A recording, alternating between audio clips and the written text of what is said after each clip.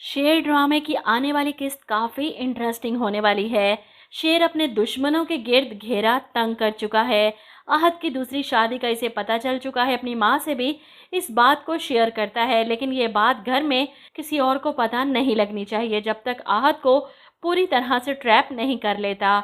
आहत के सामने ऐसे सब्ज बाग दिखाता है कि 20-22 करोड़ लगाकर तुम 200 करोड़ कमा सकते हो। कहीं से भी अरेंज करो, ये पैसे तुमने ही लगाने हैं। चचा से पूछो, शायद इनके पास कोई जमा पूंजी हो। शेर अपने बाप के वो सारे पैसे इन लोगों से निकलवाना चाहता है जो इसकी बीमारी की हालत में लोगों ने लूट कर इकट्ठे किए हैं। ऐसे में आहत शेर की बातों में आकर अपने बाप से लड़ता है कि आप मेरी बात समझ क्यों नहीं रहे। एक बार मुझे अमेरिका की सरजमीन पर कदम रखने दें, फिर देखिएगा डॉलरों की बारिश होगी।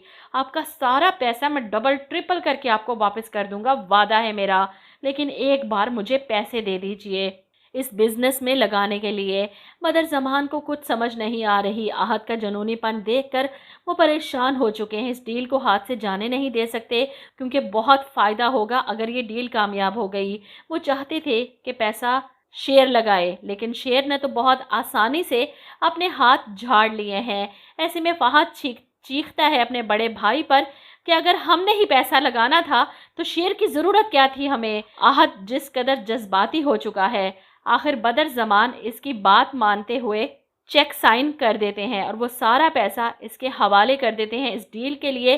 जिसके बाद आहत ऑफिस पहुंचता है शेर को ये खुशखबरी सुनाने कि मैं पैसों का इंतज़ाम कर चुका हूँ। शेर इस वक्त अपने ऑफिस में मौजूद नहीं था, लेकिन इसकी कुर्सी को देखकर आहत के दिल में गुदगुदी हो रही है कि इससे बड़ा ऑफिस और इससे बड़ा एम्पायर खड़ा करूँगा मैं। शेर ऑफिस में आता है, आहत को देखकर चौंकता है। खैरियत, तुम यहाँ पर? जिस पर आहत खुश होकर बताता है कि पैसों का इंतज़ाम हो चुका है, तुम बस डील फाइनल करो और मुझे बाहर भेजने की तैयारी करो। ये सुनकर शेर बहुत खुश होता है, इसका मकसद पूरा हो गया। वो आहत को सब्ज बाग दिखाते हुए कहता है कि तुम अब देखना कामयाबियों की वो सीढ़ियाँ चढ़ोगे कि कोई तुम्हारे करीब भी नहीं पहुँच पाएगा। आहत के यहाँ से जाने के बाद वो अमेरिका में बैठे अपने आदमियों को फ़ोन करता है कि याद रखना उसका अमेरिका पहुँचना बहुत ज़रूरी है, वरना हमारा गेम ओवर हो जाएगा। आहत तो शेर के चुंगल में फंस चुका है। अब बाकी दोनों की बारी है, तो आहिस्ता आहिस्ता शेर इनके गिर्द भी घेरा तंग करेगा। लेकिन इस सब के बावजूद भी वो फजर से गाफिल नहीं है। इससे मिलने हॉस्पिटल जाता है। इसको देखकर एक पागल करीब आकर पूछता है, आशिक हो, मेरी तरह पागल हो जाओगे? जिस पर शेर मुस्कुराते हुए जवाब देता है कि पहले मैं आपकी तरह ही था और अब आशिक बन गया हूँ। वो फजर की तरफ देखकर मुस्कुरा रहा है और फजर भी अपना काम करते हुए इसके पास से गुजरती, लेकिन इस बार रुक कर कहती है कि तुम पहले पागल नहीं थे, अब हो गए हो। और इसी बात पर शेर खुश हो जाता है, कम से कम फजर ने इससे बात तो की। वहीं दूसरी तरफ आहत अपनी दूसरी बीवी को फ़ोन करके समझा रहा है कि तुम रो क्यों रही हो, मैं तुम्हें बता रहा हूँ ना, एक बार मैं वहाँ चला गया तो तुम्हें बुला लूँगा अपने पास, बस एक बार मुझे अमेरिका जाने दो।